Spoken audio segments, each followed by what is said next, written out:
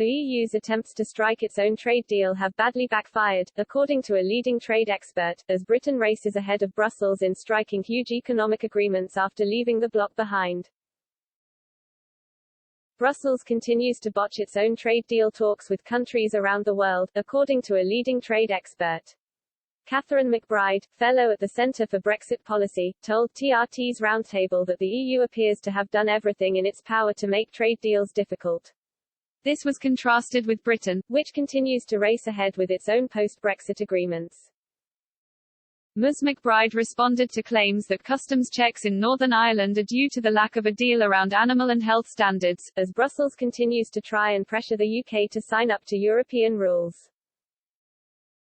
She explained, if we did sign up to the EU's SPS rules, that wouldn't give us entry to a US trade deal.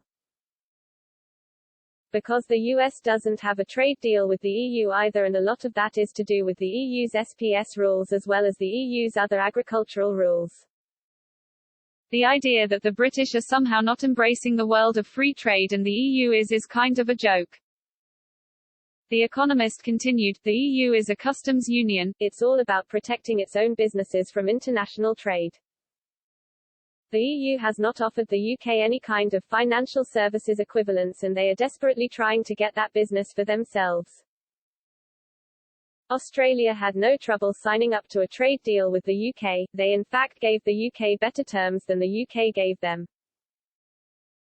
Australia doesn't have a trade deal with the EU because the EU has done everything in its power to make that difficult. They have been negotiating for years and they have got nowhere. So I can't agree with the idea that EU is all welcoming and it's all the UK's fault.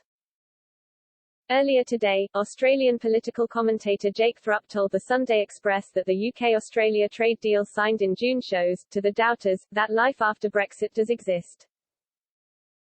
The Australian trade deal means iconic British products like cars, Scotch whisky, biscuits and ceramics will be cheaper to sell into Australia.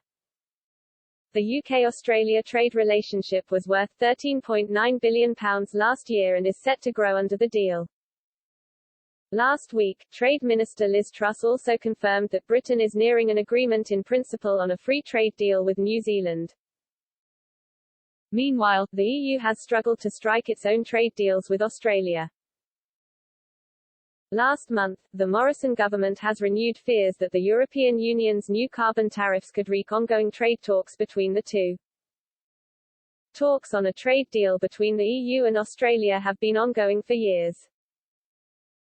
There is a concern in Australia that the EU's new carbon border adjustment scheme could hit Australian jobs.